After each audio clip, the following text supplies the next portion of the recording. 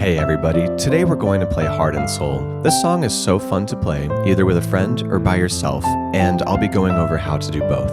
Also, in last week's lesson we talked about melodic octaves, but some viewers commented that their hands were not large enough to play them comfortably.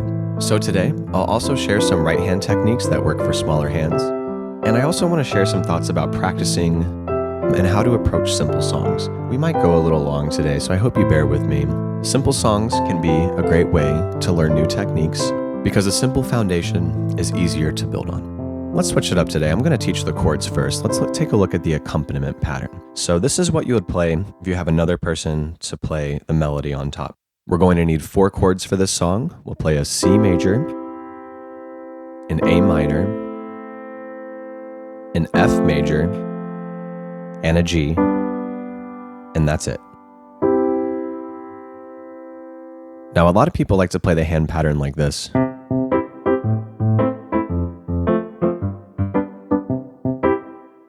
And how this works is you play the root of the chord twice, and then you play the right hand chord twice. So you play 2 C's, and then 2 C chords, 2 A's, 2 A minor chords, 2 F's, 2 F chords, and then 2 G's, and then 2 G chords. So you can count it like this: 1 and 2 and 3 and 4 and 1 and 2 and 3 and 4 and. And one of the interesting things about this as well is that it is swung, meaning that those eighth notes, the notes that happen on ands, are pushed back a little bit. And this is something very common in blues and jazz, but listen to how silly this sounds if you play this totally straight.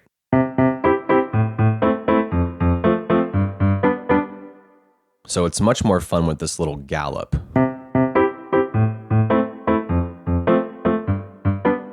See how my notes aren't totally even? A fun way to think about swing is to just say pizza, because pizza has a nice little swing to it. So pizza, pizza, pizza, pizza, pizza, pizza, pizza, pizza. I don't know why it works, but it does. So give that a try to get the feeling of this down. Now, a fun thing to practice, maybe if that rhythm is tough for you, is to just do alternating like this.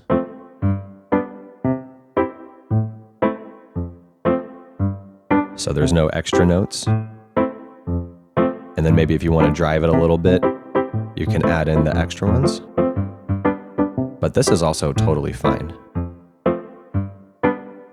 And it's really common in gospel to have this like bop pattern. Let's go ahead and learn that right hand melody. We'll start with our middle finger on C and play it 3 times. Then we'll go down to A, and then walk up to E. And then we'll move our middle finger to E, up to G, and then land on C. Then go to A, walk down the scale, and then land with your middle finger on C. And that's the entire thing. So the same way that we swing this rhythm, also swing the notes in the right hand. So it sounds weird if you play it like this.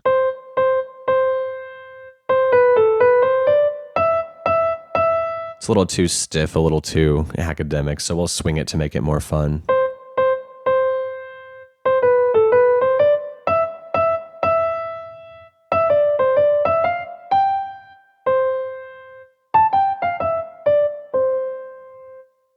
So let's talk about how to play this song if you're by yourself. One thing that you could do, and this is something we do in a lot of our videos, where you just take the chords and then play them in your left hand and then play the melody on top.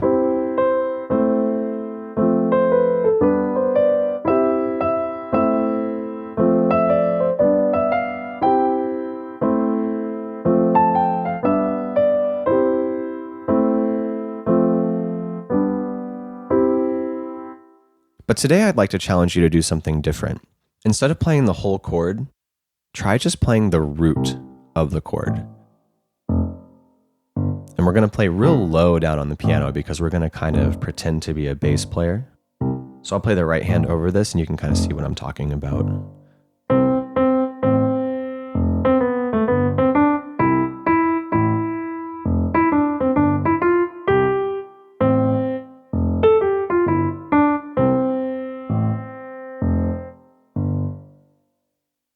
I really recommend giving that a shot.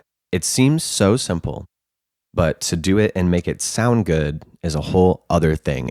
And that's a really important thing with practicing. Just because something seems simple doesn't mean that it's easy. And a lot of times, these really simple things are the things that are the hardest to pull off. As far as the right hand goes, we could try to play this with octaves.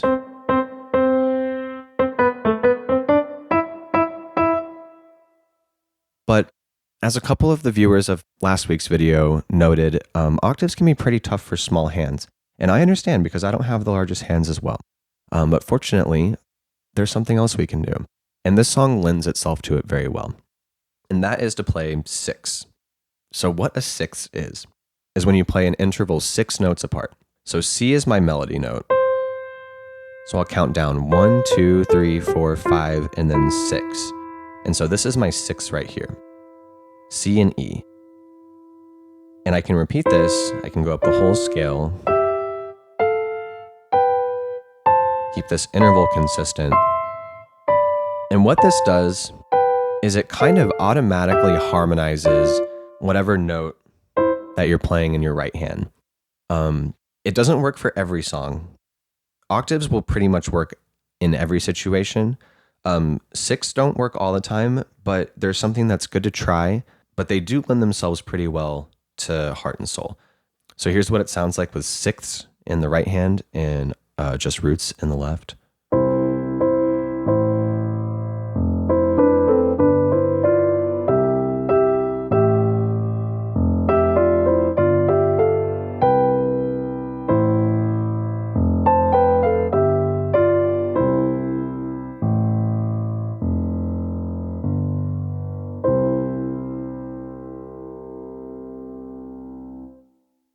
I think this song, the melody is enough, but if you want to maybe add a little bit of extra weight to it like that, you can as well. If you're still here, we can have some fun. And I'm just going to talk about how you can use simple songs to get better at piano real quick. So there's a couple things that we can do here. First of all, because this song is pretty short and pretty easy to memorize, we can use it to practice things like finger control. So something you could try is to play the melody in both hands because it's a simple melody and it uses a lot of little scale patterns.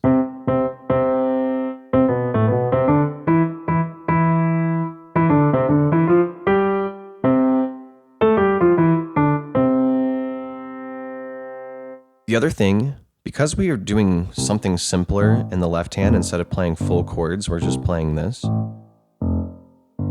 When we do less, we can do more of another thing. So since we're doing less in the left hand and we're playing a simple melody on the right hand, maybe we could try to get some speed going.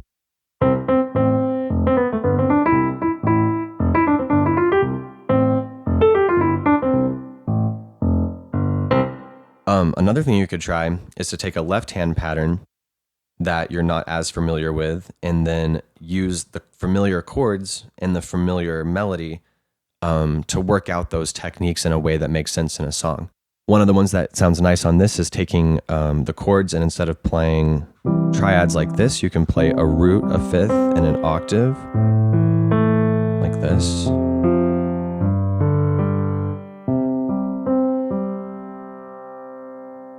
At Piano by Pictures, we call that Catherine's arpeggio. Our Academy coordinator, Catherine, likes that arpeggio a lot. Shout out, Catherine. You could try to play Heart and Soul as a romantic ballad like this.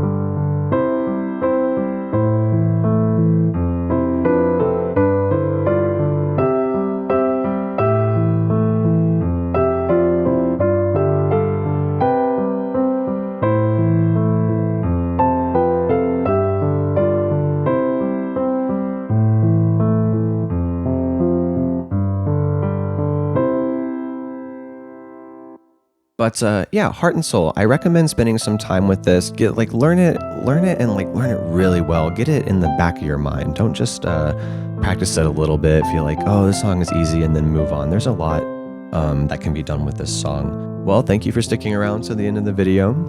As always, this video is brought to you by members of our online academy.